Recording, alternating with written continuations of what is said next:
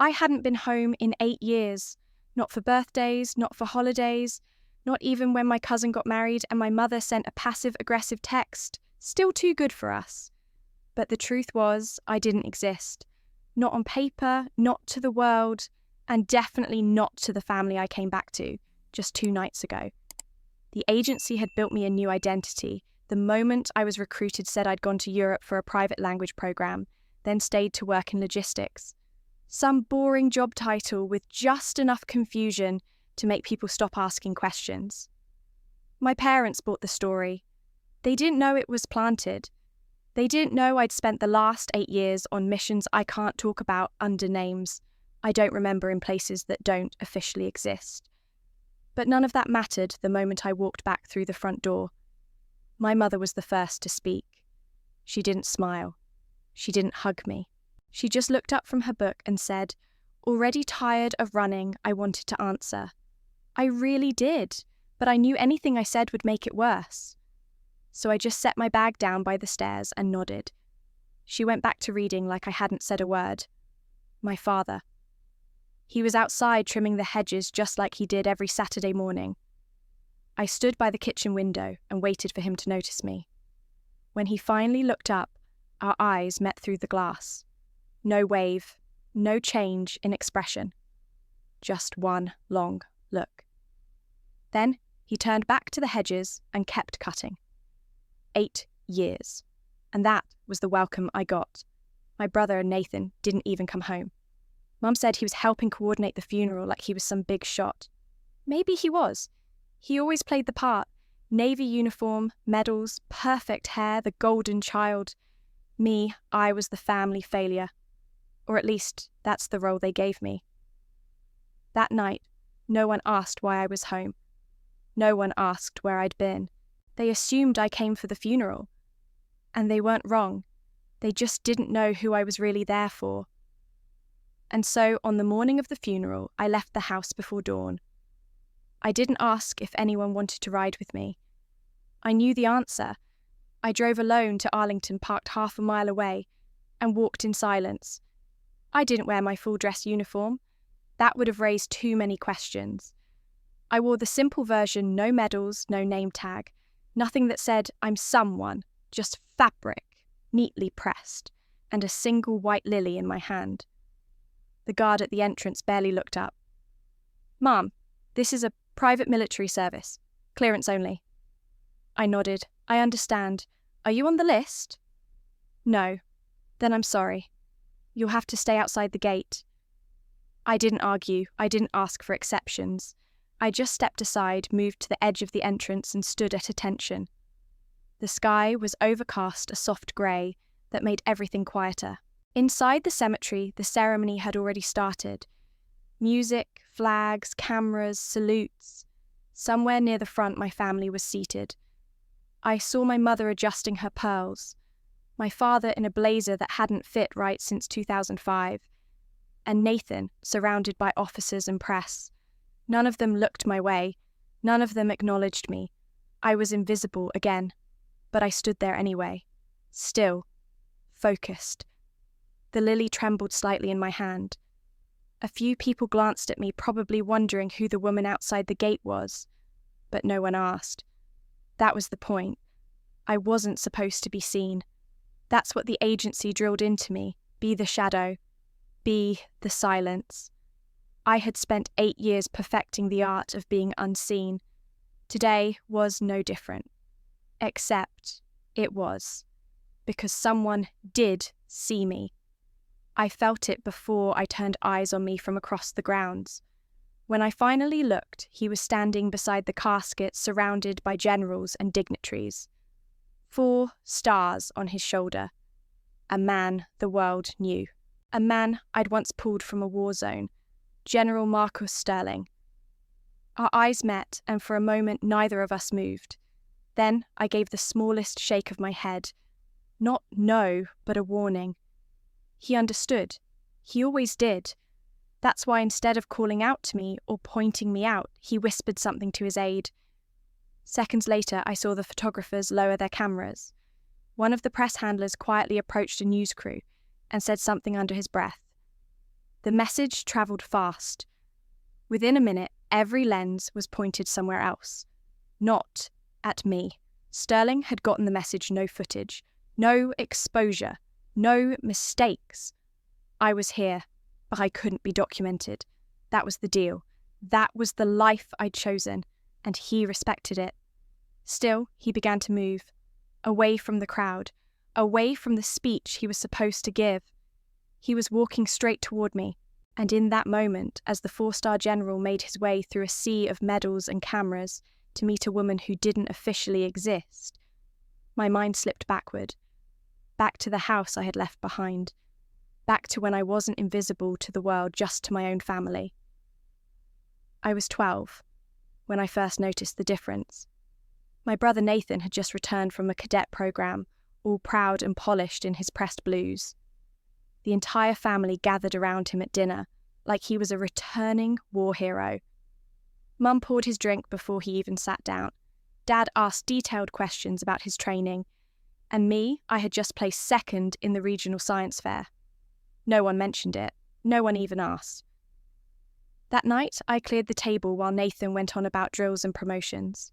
Dad nodded with pride, his eyes glowing in a way I'd never seen when he looked at me. That's what real discipline looks like, he said loud enough for everyone to hear. I bit my tongue. That became a habit. Swallow the sting. Keep moving. By high school, the gap had widened. Nathan had a plaque on the living room wall for exemplary ROTC leadership. I had straight A's, part-time work, and perfect attendance. But at the dinner table, I was the emotional one, the distracted girl. Every decision I made, no matter how thoughtful, was somehow seen as rebellion. When I said I didn't want to enlist right after graduation, my father didn't speak to me for a week. "You just want to work at a coffee shop forever?" he finally asked. "Is that your big dream?" I wanted to tell him the truth. That I had already received an offer, an unusual one. A meeting that started in a campus recruitment office but ended in a silent room with 2 agents who never gave their names. They saw something in me. Discipline, discretion, endurance. They didn't want me in ROTC. They wanted me off the books. I accepted not out of defiance, but out of calling. And the very next day, I was gone. Of course, the agency handled everything. Said I'd won a language scholarship in Norway. Said I'd be working overseas. They even planted a fake job profile logistics assistant in a small firm somewhere no one could pronounce. It worked. My parents believed it. But instead of pride, they treated it like failure. "You're throwing your life away," my dad said the last time we spoke face to face. "I'm building something you don't understand," I replied. He shook his head. "No, you're hiding." Maybe I was, but not for the reason he thought. One night, years later, when I came back for a surprise visit, just to see if anything had changed, I found my suitcase outside my old bedroom door. It was raining. Hard. My clothes were soaked before I even realised what was happening. Dad stood in the hallway, arms crossed. "You want to live here? Join the military like your brother. I'll make a call. Start you off right.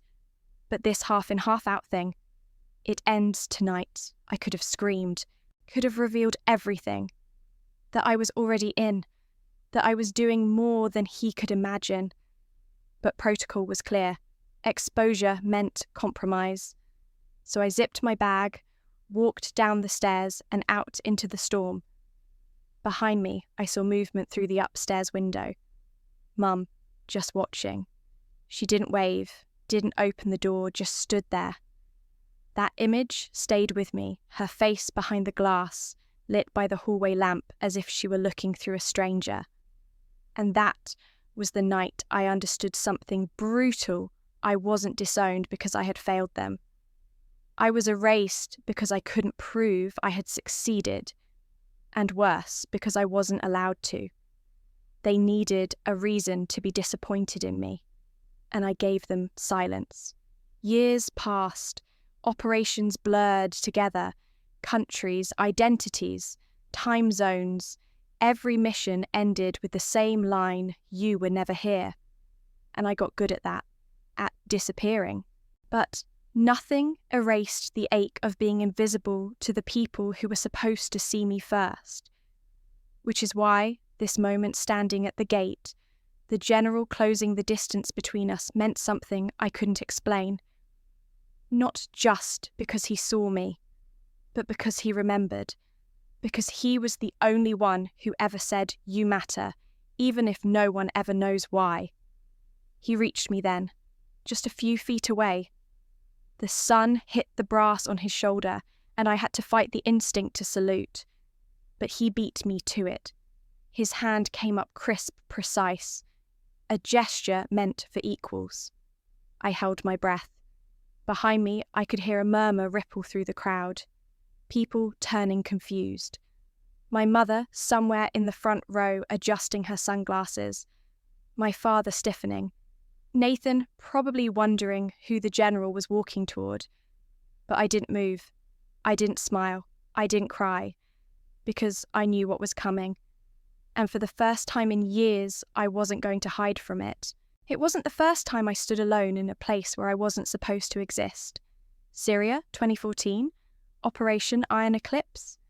Officially, it didn't happen. No records, no medals, no briefings. Just dust, blood, and silence.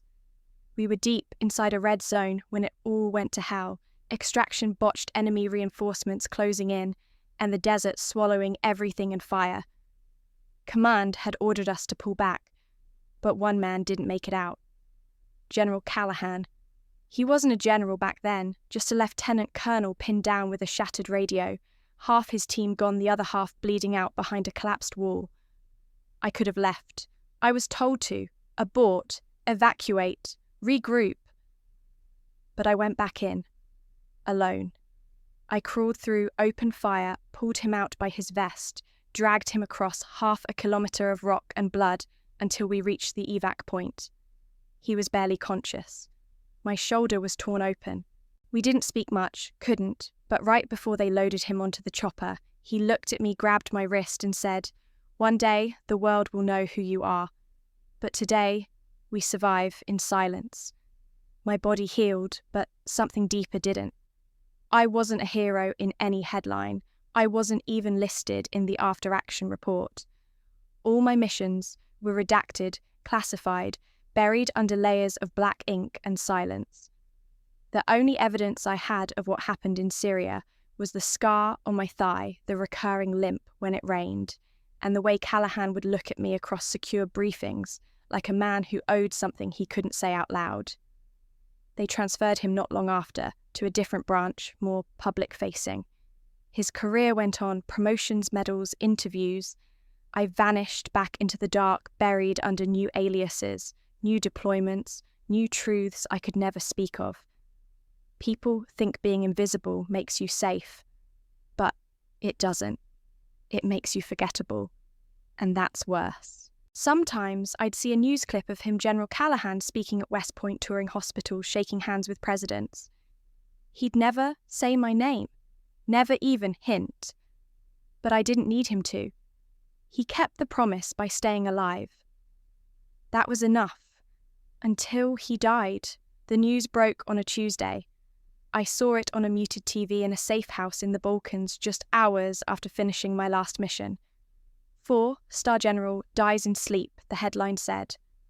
A national hero remembered. I remember the tremor in my hands as I read it. I don't know why it hit me that hard.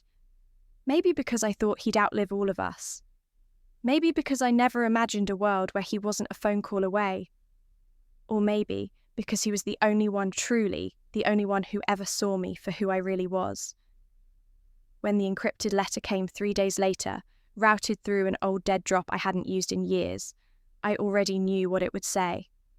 "If you're reading this," it began, "then I didn't get to thank you." He left instructions precise and simple, no flag ceremony, no press statement, no eulogies from senators. Just one request that I bring him home. Not to Arlington, he wrote, not to the marble. Bring me back to where the silence lives, to the people who remember. And at the bottom, not a signature, just Captain Ross, Ghost Unit, Class 0. That was the first time in years I'd seen my real title on paper, and that was the moment I knew I had to step back into the world that had forgotten me just long enough to fulfill that promise. I packed my bag, folded my uniform, with the same hands that once carried rifles and bandages and men heavier than their gear. I took one, Lily. Just one. And I flew back. When the plane landed, I didn't call anyone. No one expected me, and no one needed to. I didn't want recognition. I didn't even want forgiveness. I just wanted to keep my word. That's what brought me to the gate. That's why I stood there motionless, while the most powerful military figures in the country walked past without seeing me. Because I wasn't there to be seen. I was there to finish something sacred, and maybe reclaim a piece of myself that had been buried with every operation, every lie, every time I swallowed the truth in favour of duty. This wasn't about honour. It was about debt. And this time, I wasn't going to leave it unpaid. Now, I could feel the air shifting around me. Someone had seen. Someone had remembered. And that someone was walking toward me. He, the general, saluted, and I returned it feeling the weight of 8 years settle on my shoulders. But this wasn't my homecoming. It was just the first step back. My real return came weeks later, under a different sky in a vastly different uniform. I walked through the airport, my duffel slung low, labelling me as nothing more than a logistics specialist. They'd given me a new cover role supply chain coordinator for overseas deployments. The paperwork from the organisation was airtight, no command chain traced back to battlefield operations. The name and rank were clean. The silence I'd lived in was protected, and that's how I came home. Home, but never welcomed. My mother was the first to see me at the house's threshold. Her voice didn't waver, and neither did the disappointment. "Why isn't your uniform like your brother's?" she asked, as if accusing me of wearing the wrong face. I met her eyes for a moment before looking away. She didn't push, didn't ask for a hug. Just suspicion dressed as concern. My father sat at the kitchen table, arms folded, papers spread out, articles about my brother's next assignment. Commendations, evaluations. "You'll never understand the honour of real military service," he said without looking up. "It's about being seen, recognised." I traced the grain of the table with my finger. I wanted to tell him that recognition was a liability, that my service was in shadows for a reason, but I didn't. Instead, I said I served in ways you can't know. He glanced up at me briefly, just enough to show I existed, but then returned to the photo of Nathan's medal ceremony. Nathan came in late that evening, still wearing a blue blazer with a crisp white shirt, his uniform pressed and perfect. He looked me up and down without saying hello. He reached for a glass of water, turned and said, "Still so secretive, aren't you? Always half in, half out? You know no one remembers what you do. No one knows what you do. No one talks about you." There was no anger, just a cold certainty that I was a shameful inconvenience. I didn't respond. Days blended. I went to the office they'd set up, answering emails, coordinating shipments, attending meetings about inventory and transit. In every meeting, I stayed quiet. No nameplate, no badge, only that quiet voice nobody noticed. But inside, I felt every eye brush past me without seeing. Every casual remark by a co-worker about how Evelyn Ross must keep secrets made me tense. But I didn't correct them. There was a rule. I didn't exist. At home, the same pattern. Dinner table filled with Nathan's achievements. The latest post about my father's lawn upkeep, my mother's book club updates. I sat at the end the same way I always had, last to speak, last to be heard. When my mother asked me to pass the potatoes, she stressed the word please like I was a servant. I helped, and the weight of acceptance burned on my face. I considered breaking silence once telling them about the scar on my shoulder, the missions, the men I recovered, the promises I carried. But I couldn't. Not tonight. My work had rules. I had rules. So I said nothing. This went on for weeks. My uniform at home hung neglected in a closet, pressed but unseen. I couldn't hang medals I didn't have. I couldn't show a flag I didn't receive. But when the world fell for the death of a 4-star hero, I was the one who carried the weight of that promise. No glory, just the burden of being forgotten. Then, one night late, I heard raised voices. Nathan arguing with their parents in the living room. I crept closer, door cracked. Father's voice grew harsh. "She's not even one of us anymore," Nathan shot back. "You refuse to see what she did. You'd rather fill the room with your own pride than acknowledge any truth inconvenient to you." My chest tightened. I wanted to knock and claim my place. But I didn't. Morning came, and with it the invitation. A simple form stamped official, attendance-required family escort funeral service of 4-star General Marcus Callahan. The address listed my parents and my brother. Mine was blank. I didn't speak about it. I packed the same clothes I wore the day before, and at breakfast I brought the lily with me again. No one touched it. My father held the car keys out to Nathan. My mother waved as they left, not once glancing in my direction. I walked out behind them into the same air that made birds quiet around Arlington. I got into the back seat, no seatbelt offered, no hand on my shoulder. No hello, just perfect silence, like I was a shadow tagged along. The drive was short, but felt endless. We arrived, and my brother stepped out adjusting his tie. My parents followed, straightening their jackets. I opened my door and stayed beside it, hand on the frame, just outside their orbit. They walked to the officials to their seats. They greeted envelopes handed by ushers, nodded to press crews. I offered no handshakes, no smiles. I just waited. My lily stayed clasped. No badge, no name tag, no medals. But I'd lived 1,000 grey zones beneath reels of cameras and committees and lines that didn't include me. I stood at the threshold of their world and mine, and I was content to remain there. The service would begin soon, and nobody would notice I was there to watch, not to be watched. Not yet. I slipped away when the first notes of the ceremony touched the air bugle calls that sounded like ghosts. I didn't want eyes or questions. I rode a solitary shuttle back to the safe house, a nondescript building the agency held close in a quiet neighbourhood. Somewhere between the funeral grounds and that door, my world shifted. 3 days later, I found a slim envelope nestled in a secure mailbox, no stamp, no return address. Just my name in handwriting I recognised before I even read it. Crisp penmanship, a flash of his voice embedded in each letter. It was from Callahan. Dead for days, and he was already reaching from beyond. I waited for the right time to open it when the city slept, and I could hear only the hum of the refrigerator.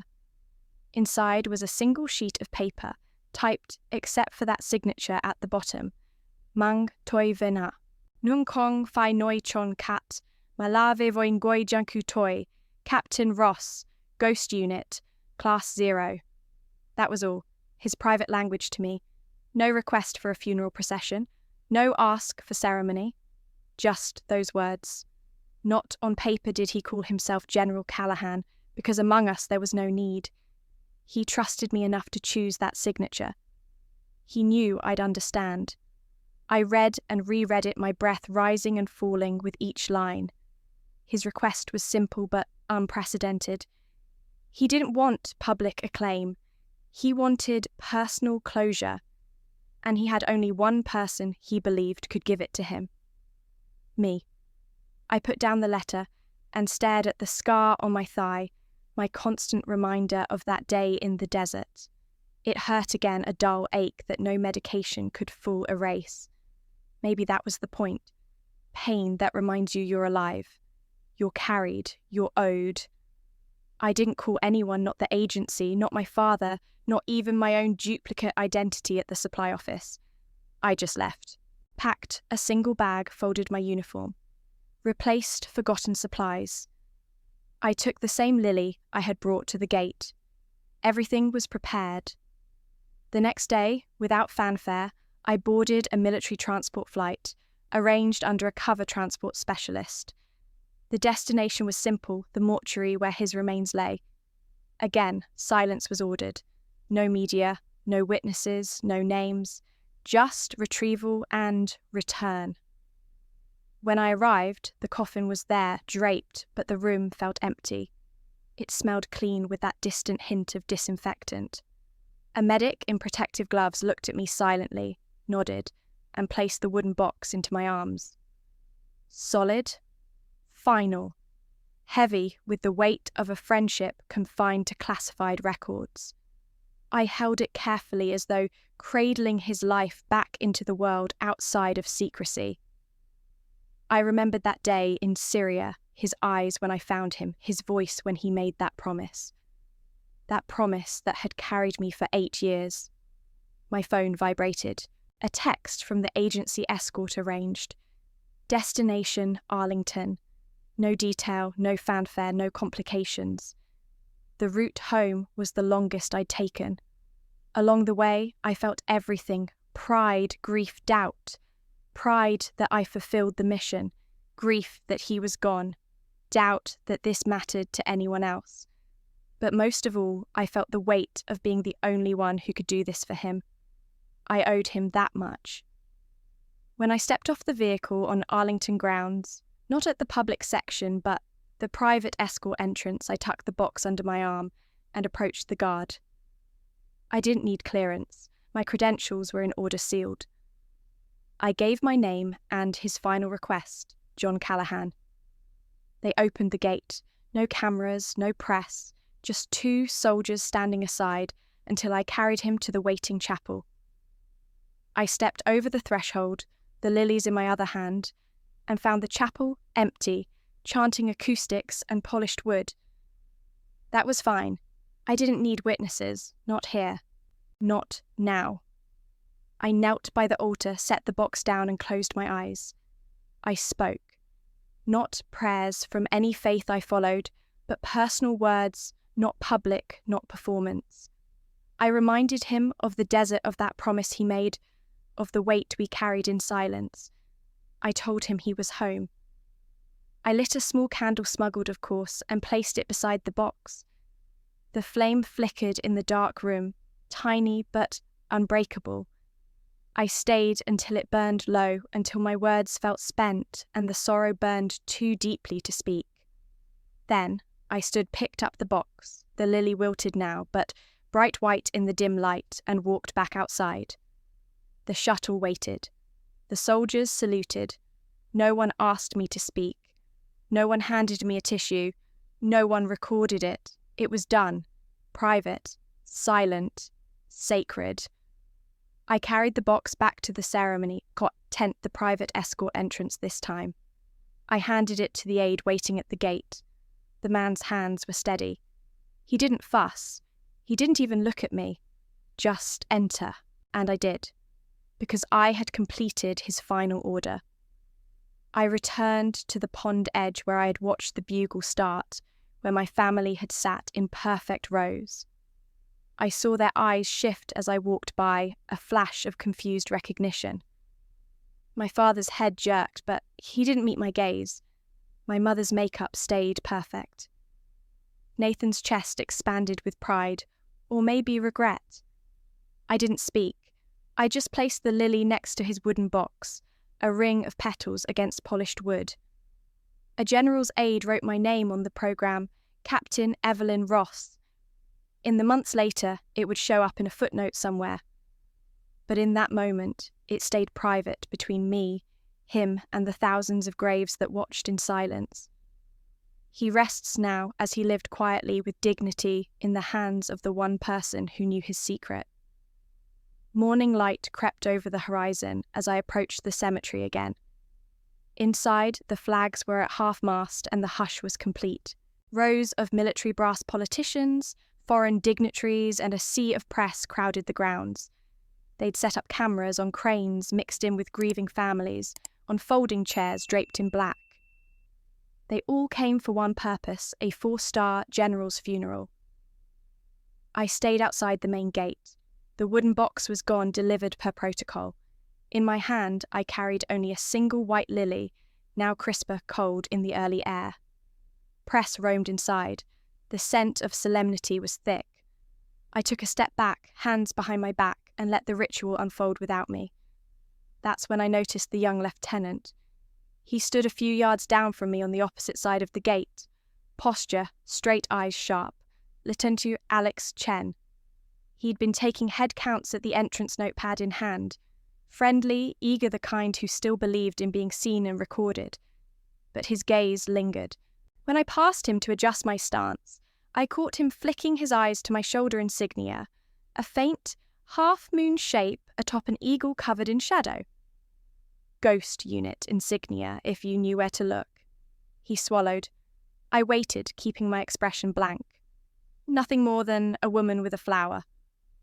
Moments stretched. Inside the bagpipes began. The harmony drifted outward, low and haunting, drawing attention away from me. The ceremony was underway, 3 volunteers folding flags, a chaplain offering silent prayer. Salutes exchanged. I felt the weight of their ceremony, of their words unsaid, and stayed still. But Lieutenant Chen didn't stand idle. He edged closer to the gate, tilting his head, studying that insignia. I recognized the protocol in his eyes, the same hesitation I'd trained for in special operations. To ignore or to act, to file or to let pass. He shifted his weight and stepped forward. "Ma'am," he said, voice low. My head barely turned. He cleared his throat. "That badge, are you affiliated with?" I raised a finger to my lips, silencing him. His gaze flicked to my lily, the gate, the ceremony, then back to me. He seemed to weigh discovery against discretion. After a long moment, he folded his notepad, closed it, and stepped aside. He didn't nod. He didn't wink. He just let me stand there alone and unseen. Inside, the ceremony reached its climax. Taps echoed off marble benches. Flags snapped in the wind.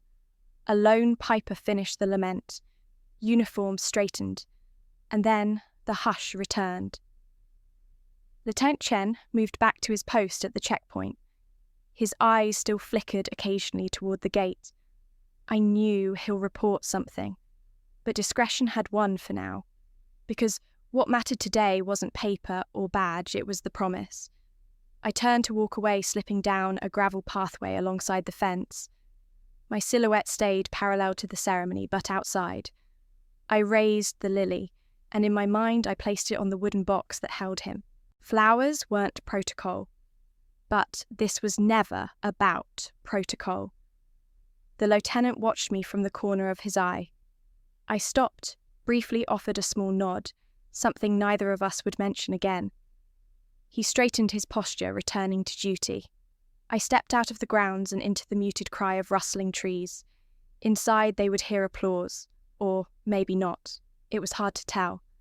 I would never know for sure. Because once inside the cemetery, the eyes turned inward and the world outside ceased to exist. Out there, I pocketed the memory of that gesture from a young lieutenant willing to stay silent. An echo of what the general had promised: loyalty, without need for fame, protection, without fanfare. But there was more to that moment. As the ceremony unfolded, I noticed my family seated in the second row to the right of the flag. My mother's pearls caught the morning light. My father sat stiffly, hat in his lap. Nathan leaned forward slightly, as if eager to be recognized by the cameras. Then, for the briefest moment, my mother's gaze swept across the rows and out toward the gate. Her eyes paused, almost uncertain, then passed on. I had the sinking feeling she saw me and chose to look away. The pain of being unacknowledged didn't surprise me anymore, but it still burned. In that moment, I remembered another time, another crowd, another ceremony. I was 12. Nathan had just graduated from the military academy, and the whole family posed for photos. I stood to the side holding a camera, not in a single photo, not even once. This felt like that all over again. Lieutenant Chen remained at his post, his hand occasionally brushing the radio on his belt. I imagined the thoughts racing through his head. Should he report the insignia? Should he alert security? Or maybe he had decided that some secrets were meant to stay secrets. The wind picked up, rustling the flags in waves. I glanced at the cameras, dozens of them mounted on tripods on shoulders high above heads. They were hungry for angles, for faces of grief and pride. And that's when I saw the general again, the one who had begun to walk toward me earlier. He paused, glancing at the media crews, then turned his eyes toward me. We locked eyes across distance and ceremony. And somehow he understood. His hand raised slightly, a palm downward, a subtle sign. He turned back to the podium, spoke briefly to a staffer, and within minutes a quiet order rippled across the grounds. No photography beyond Section 4. Media boundaries adjusted. I watched as the cameras reoriented, pulling back, narrowing their view. Away from me. Away from a ghost. He had done it not for protocol, but for me. The unlisted name. The untold chapter. And for that I stood straighter. Because someone remembered to protect the forgotten. Then everything changed. Lieutenant Chen disappeared for less than a minute. When he returned, he walked directly toward the platform, whispering something into the ear of a senior aide. That aide crossed the distance to the front podium, fast-clipped steps, and leaned into the ear of General Marcus Sterling. A pause followed. Not the kind where people lose track of the program, but the kind that shifts air expectation and attention. Sterling was mid-sentence in a tribute to General Callahan. His words faltered for the briefest moment, not enough for the untrained ear to notice, but I caught it. His eyes scanned the horizon, and then his gaze found mine. Still outside the main rows, still standing with a lily in my hand, still invisible to most, but not to him. "Ladies and gentlemen," he said, stepping back from the podium, "please, excuse me for a moment. No explanation, no protocol, just his voice carrying absolute authority." He didn't descend the steps with urgency, but there was weight in every movement. No aide followed, no guards flanked him. He was walking alone. And he was coming to me. I didn't move. I didn't shift or signal. But as he drew closer, I saw the flicker of recognition deepen in his eyes. Not just recognition of who I was, but what I represented. His pace slowed when he reached the edge of the rows, the invisible line that separated the recognized from the forgotten. His posture remained straight, his shoulders squared. And then he saluted me. Not a casual gesture, not a nod, a full salute. As one officer to another, as one equal to one who had been hidden too long. The rows fell silent. You could feel it, like a wave of wind through a field, flattening all sound. People looked up, heads turned. My family, sitting just a few feet from where he stood, stared in complete confusion. My father's eyes narrowed, my brother's mouth opened slightly. My mother's face froze. And then Sterling spoke, softly. Just for me. Captain Ross. I gave him the barest of nods. "Sir," he stepped closer, "your presence here is noted and honoured. Would you—" He paused as his eyes scanned the media cluster just behind the fence. Cameras, flashes, long lenses pointed in our direction. I glanced at him, then at the cameras. I didn't speak, but my eyes said everything. His jaw clenched ever so slightly. He understood immediately. "No footage," he said, turning abruptly on his heel and striding toward the nearest camera crew. "This camera is off. No footage. By Department of Defense order." A collective gasp rippled through the front rows.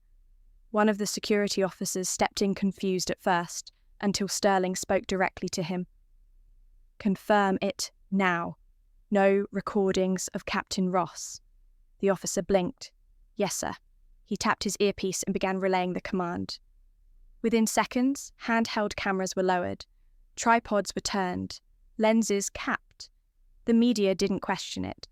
The presence of a 4-star general invoking DoD protocol wasn't up for debate. I stayed still, letting the silence of it all fold over me. For a long time, I had walked in shadows.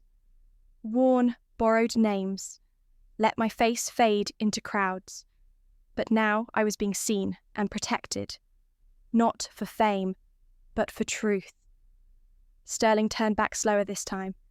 His face softer now. "Would you accompany me, Captain?" "Yes, sir."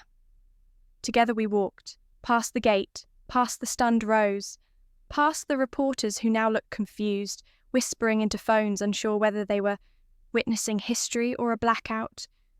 And through it all, I held onto the lily. I walked beside a general, but not as his subordinate. As someone who had earned her place. Quietly, dangerously, with blood and silence. My family turned to watch.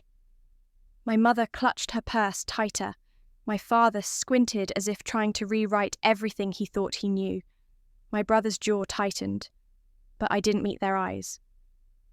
I walked with General Marcus Sterling toward the heart of the ceremony, finally no longer outside. The hush was thick like velvet. Heads turned in silence. The wind seemed to pause in respect. He stopped at the edge of the seating area where dignitaries and family sat.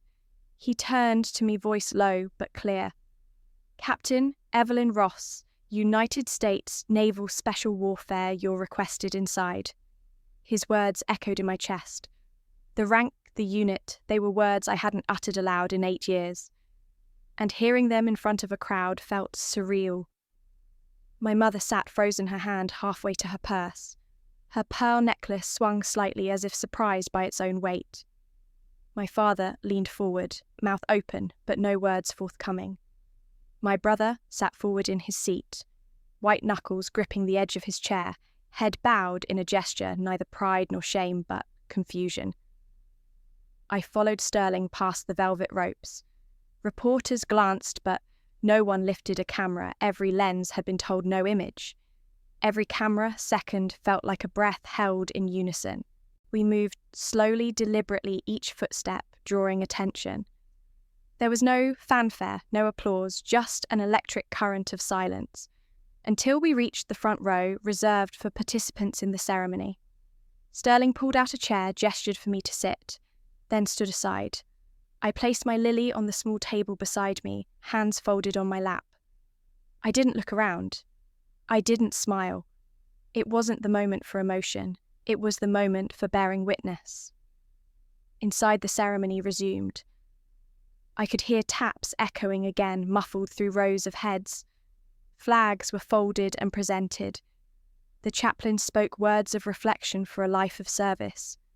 But their sound was distant like underwater music. I could feel the weight of being part of something I hadn't been allowed to touch until now. My family's faces flickered in my peripheral vision. My mother dabbed at tears she didn't know fell. My brother's eyes glistened. He didn't look at me, just stared forward with a clenched jaw. My father, rigid as stone, leaned back, crossing his arms, as if absorbing something too large to process. I glanced up as Sterling stood at the podium again. His voice resonated through the hush, addressing the crowd. He didn't mention me by name, protocol never demanded it, but his tone shifted as he spoke of duty sacrifice and those who serve without recognition. A subtle pause, a slight rise in his inflection, and I knew every ear there understood that when they spoke of unnamed valor, he meant me. I didn't stand. I waited the full protocol until the ceremony ended.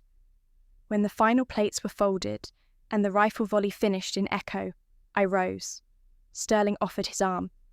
I took it, and we walked side by side through the assembled ranks, passing bowed heads and furled flags.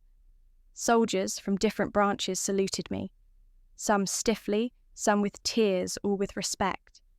My uniform had no badges, but they saluted the truth it carried. My mother approached first. She clasped my hand, her voice tight. She started, then stopped, tears spilling. I squeezed her hand. She nodded once. My brother stepped forward, head down. I'm proud of you, he whispered, voice cracking. I looked at him, offered a small nod. No words needed. My father lingered in the shadows. I found him last, standing at the edge of the crowd. He looked me over slowly, like he was learning every detail again. His jaw hardened, then softened. He reached out and placed a hand on my shoulder. No apology, no praise, just presence. We stood like that father and daughter, separated by years, reunited in a single touch. The world didn't explode. There were no headlines, no parades, but there was something else, something deeper. A closing of a circle. A silent acknowledgement that erased years of being unseen. I stepped back, released my father's shoulder, and looked up at Sterling. He gave me the smallest nod, a confirmation of what we both knew: I belonged here, not as a shadow, not as a footnote, but as Captain Evelyn Ross. The crowd began to disperse. I set my lily on the stage beside the folded flag. Sterling stayed a moment longer, then quietly left. I didn't chase him. I just watched until he was gone. Then I walked out, channeling years of silence into a steady stride forward. Outside, the air felt different, lighter, warmer even. I breathed. I was no longer invisible. Not to them, not to myself. I stepped off the raised platform and into the aisle framed by rows of servicemen and women in full dress uniforms. They weren't told my story. Most only knew I was the woman General Sterling escorted, no nameplates, no history, just the presence of a captain standing among them. The first few salutes were sharp and formal, rifles, lifted caps, straightened postures, perfect. But as I continued, they shifted. A soldier paused, mid-turn, letting the salute linger longer than regulation. He didn't know my rank, but he honoured the burden I carried. A subtle nod followed. They sensed something unspoken, a sacrifice unsung. Halfway down the aisle, a young army lieutenant I had never met snapped to attention, hand crisply at his brow. He held for a beat longer, then slowly let his lowered arm fall, eyes following my steps as if I were both beginning and ending a story. Every face I passed, airmen, sailors, Marines, locked in that moment of recognition. Their gaze said, "We've heard whispers. We stand with you now." The gravel beneath my boots sparked tiny echoes that matched the beat of my heart. I closed my eyes for a moment, letting the memories rise, the nights crawling through sand, the weight of comrades on litters, the creak of helicopters in storms. Each image propelled me forward. I looked down at the lily, its petals trembling like flags in a silent breeze. It wasn't symbolic. It was real, my silent truth held tight. A Marine officer stepped into the aisle as I passed, matching my pace. His eyes held something: respect, sorrow, solidarity. He handed me a folded note as I walked by. I didn't open it. I nodded once. Later, I'd unfold it. "Thank you, Captain Ross," it read in neat, handwritten script. No name, but I knew. I reached the end of the aisle, where the family section housed my parents and brother. My mother stood clutching her handbag so tightly her knuckles whitened. She looked at me, really looked, eyes glistening. My father remained seated, one hand on the armrest, the other dropping the folded program. His head lifted, jaw relaxed. And Nathan? He rose before I even reached them, stepping forward, mouth parting as though to speak. But I didn't stop. I knelt at the base of the flag-draped platform and placed the lily down. Its stem brushed the polished wood, deliberate, careful. I straightened and stepped back.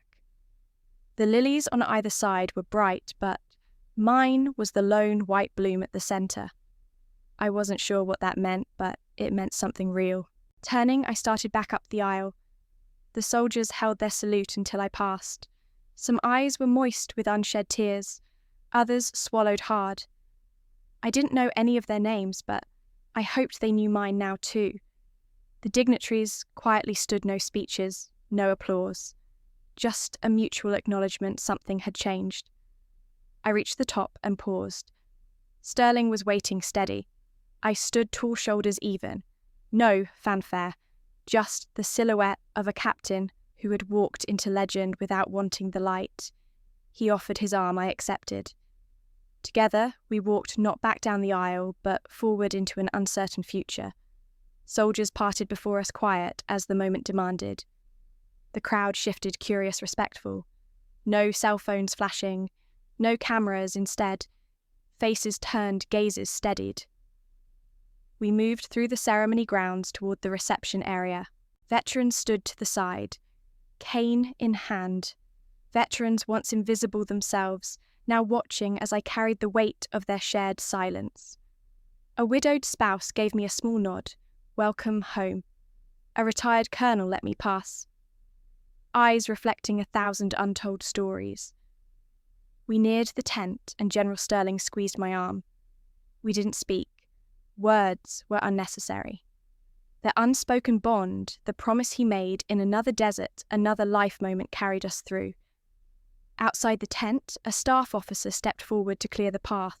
Others murmured, "That's her. Yes, that's Captain Ross." The name echoed like a ripple. And in that moment, I realized there was no going back to silence. The reception tent stilled as General Sterling approached the podium again. I felt a gathering hush, anticipation pulsing through the crowd like electricity. Cameras remained focused on him, but not on me. My heart leapt. This moment was being protected, hidden, yet powerful. He cleared his throat. "Ladies and gentlemen," the usual formalities began, but I sensed the air change as he shifted from protocol to purpose. He scanned the audience, the brass dignitaries, veterans, families, and then his gaze landed on me. I felt an echo, like gravity, pulling us into a private moment within a public space. He continued, "If not for her, General Callahan would not have returned." The words struck the hush deeper. I felt the tent exhale. I stood behind him, hoisting my chin, imagining the thousands of steps that led to this very word. My eyes watered, but I swallowed reflexively. Not now. He stepped aside, as if giving space for an invisible weight to settle between us. She needed no medals. She asked only for silence. My chest tightened, the cold knot of years of solitude lifting. I could feel the faint spark of air moving between the crowd, ripples of awareness spreading quietly. No applause yet, but eyes were shining. A woman, veteran behind me, dabbed at her cheeks. A retired colonel salted his jacket's buttons. Sterling's voice softened, and I realized it wasn't just a speech, it was a confession. But today, we break that silence. My breath caught. I focused on Sterling's back as he leaned into the microphone voice firm, Captain Evelyn Ross of United States Naval Special Warfare Stand. That was the first time I heard my full title spoken aloud in front of so many. My uniform hadn't changed, but my identity just had. I stepped forward slowly, respectfully. The ground beneath me felt solid as gravity itself recognized my rank. Heads turned, salutes flew up again. But this time, I saw tears in gallery seats. A guard so still, his rifle barrel reflected sunlight. A Marine slid his cap off in unspoken homage. I felt frames of cameras shift, but not for me. For the moment. I stood beside Sterling, palms flat at my sides, waiting. My family watched transfixed. My mother's lips parted. My father's hand trembled slightly. Nathan held his breath. Sterling placed a hand on my shoulder, anchoring me. Then he addressed the crowd voice, carrying the weight of years. "We honor not just duty, but the hidden sacrifices. Our honor chooses those who carry burdens unseen. Today, we honor them. He gestured, deliberate, clear. At that moment, the tent thundered to attention, but no applause, only salutes. The salute was their message they saw me. The ceremony continued, but the silence had shifted. Gone were whispered conversations. Gone was the static hush. Now there was a steady, shared acknowledgement. Military precision honouring truth. The bagpipe returned, but this time it played for me too. I let the music seep into my bones. I stood still while the next part played out. A flag was presented, a single shot heard. My lips pressed firm. I didn't cry. But my eyes glistened with more than memory. They brimmed with recognition, belonging, and forgiveness. When Sterling stepped away from the microphone, he didn't pause. He didn't invite applause. He simply looked at me. I met his gaze. In his eyes was the promise kept, not because he said it, but because he protected it. I nodded. The tent filled with soft murmurs. People looked around, passing on the truth in whispers. That's her, Captain Ross. A child near the front pointed, then closed a hand around his mother's arm. Recognition, once absent, came alive. I stepped away from the podium back down onto the stage floor. The ground felt warmer now. I held my lily, its petals soft under my fingers. I walked across the stage to the folded flag of General Callahan, set beside a small card someone had left. With deepest gratitude, Captain Ross. My heart clenched. I knelt, placed the lily gently beside the flag, touched the edge of the fabric. The flagpole stood still. The tent was still. My family rose before I did all at once. My mother's nails dug into her palm. Nathan's eyes burned bright. My father reached forward as if to steady me, but then thought better of it, dropping his hand. We stood together, separate yet bound, by the truth now unfolded. Doors opened, the tent emptied. Photographers lingered, but no flashes. No shots at the unacknowledged hero.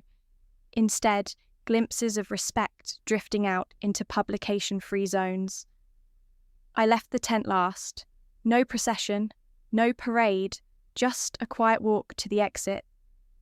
Sterling walked with me, shoulder brushing mine. We didn't need words. When we emerged, the sun was higher, casting soft light over marble and trees.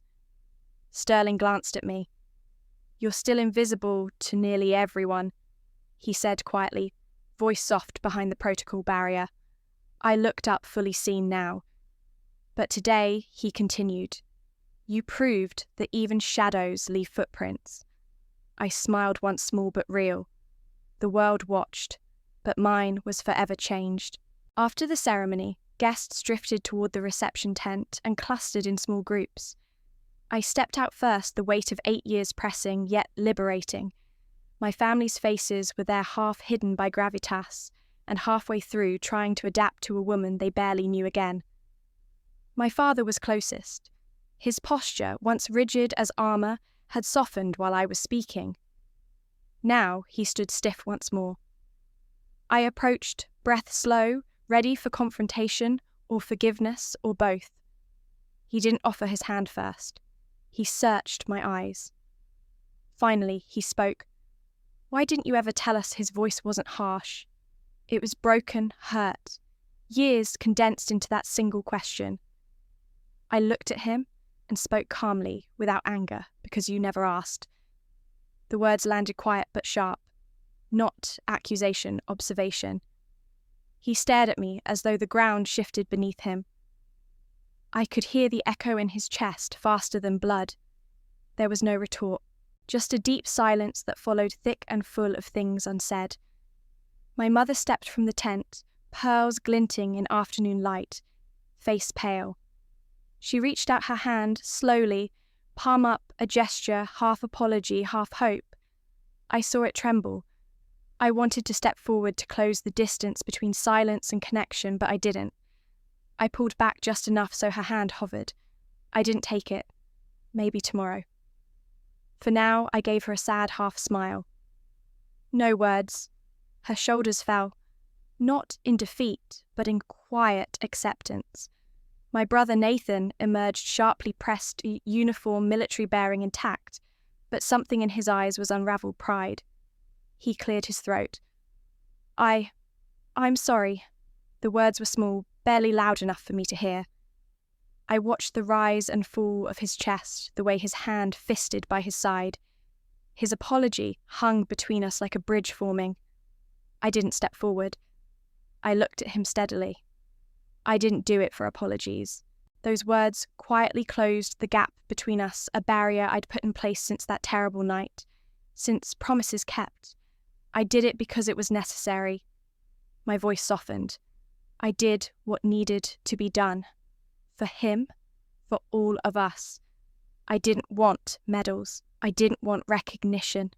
Not from you, not from anyone. He absorbed that in silence. My father still didn't speak. My mother's hand dropped gathering pearls. The three of them looked at me each in their own way, trying to piece together the daughter they thought they had lost forever. I used to wonder, Nathan said, why you never fought back. Why you never argued? He looked at me searching. But now I think maybe you were carrying something none of us could have imagined. I nodded once. I carried it because I had to. I looked toward the horizon, then back at them. You don't have to understand everything. Just know that I never walked away because I didn't care. I walked away because I wasn't allowed to stay. There was silence again. But this time it wasn't hostile. It was heavy, contemplative, like the moment before dawn breaks. I turned toward the path. The ceremony was ending. A few senior officers walked past with quiet dignity. Veterans bowed their heads at their own respect. I stepped forward. My father followed. He didn't speak. My mother and brother came behind. The four of us walked slowly away from the tent. We didn't hold hands, didn't hug, but the distance between us had contracted. A crack in the silence. That was progress. We walked past the rows of marble names, etched in stone sacrifices no longer anonymous. I saw my father pause at one. He touched the top of the headstone briefly, as if paying his own respect to someone who had walked a similar path. My mother knelt beside a grave, whispered something inaudible, perhaps a prayer or a memory.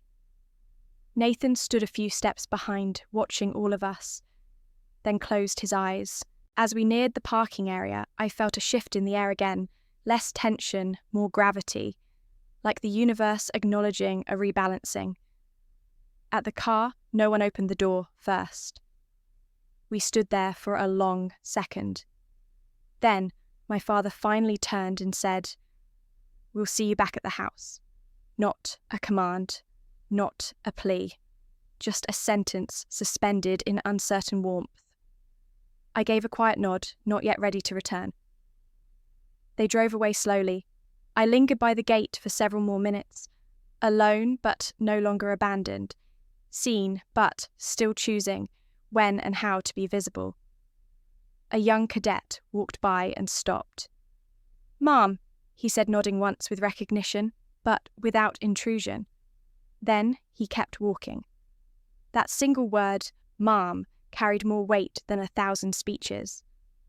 I stood still, watching his silhouette disappear down the path, and for the first time in a very long time, I felt the freedom to just be Evelyn Ross. Not the ghost, not the secret, not the disgrace, just me. 1 year later, the Ross Foundation officially opened its doors.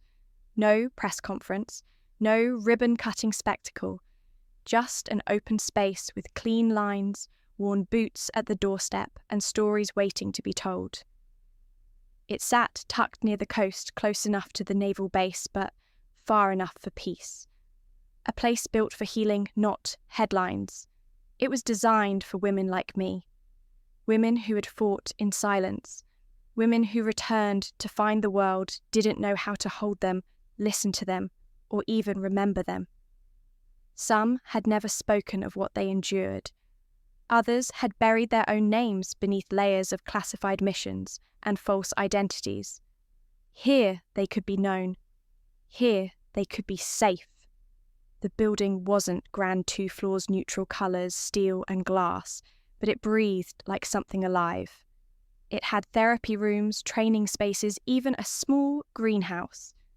Every wall was soundproofed. Every window offered light. Every name inside was optional. I didn't speak at the launch. I stood in the back, wearing civilian clothes, hands in pockets. A few familiar faces nodded at me, colleagues, commanders, survivors. No one asked me to step forward, and I didn't want to. There was a plaque by the front entrance, bronze, weather-resistant, cleanly engraved. It didn't carry my name. It didn't need to. It simply read, "For those who served in silence, we remember." A small group stood outside reading it quietly. Some placed their hands over their hearts. Others saluted. One young woman, maybe 22, traced the lettering with her fingers, then stepped back, eyes glassy. I turned away from the plaque, walking toward the side garden where a few women were planting herbs. One looked up Callie. I remembered her from training rotations in Germany. She smiled, didn't say a word, just nodded. I returned it. Inside, a counsellor named May was leading a session, her voice calm but unflinching. You are not broken. You are not invisible. You are here, and that is enough. Those words echoed down the hallway and into my spine. Later that afternoon, I passed by a wall near the lobby. It was filled with Polaroids, not official portraits, just candid moments, laughing, running drills, cooking together. On the far left, there was an empty slot with the words, "Reserved for the quiet strength you carry." I paused, feeling the air shift around me. A few visitors walked in, unsure of where to go. One recognised me, not from the ceremony a year ago, but from an op in Syria. He didn't greet me loudly, just walked up and whispered, "Thank you, I made it home." I smiled. Not wide, but real. "You did the hard part," I said. He nodded, and we both moved on. By sunset, the building grew quieter. The ocean breeze cut through the trees, soft and grounding. I walked the perimeter, checking final details like I always did. Old habits. I reached the back gate. From there, you could see the flag we'd raised earlier in the day. It wasn't military issue, just a simple fabric of muted blue and white, stitched with a single word, resilience. That evening before I left, I passed the entrance once more. A young girl, maybe 17, stood there with her mother. She looked nervous, like she didn't belong, but when she caught my eyes, I held them. She asked, "Is it okay if I come in?" I nodded. That's what this place is for. And as she stepped inside, I finally turned toward the parking lot, keys in hand. But I didn't walk away unnoticed. Not anymore. I felt their eyes that watched, not with doubt, but with gratitude. And that was enough. Sometimes the strongest among us are the ones who've been silent the longest, who carried burdens in the dark so others could sleep in peace. If that's ever been you or someone you love, just know this, you were never invisible. We see you now. We remember. And if stories like this speak to something in you, stick around. Subscribe, share, or drop your own story in the comments. You never know who might need to hear it next.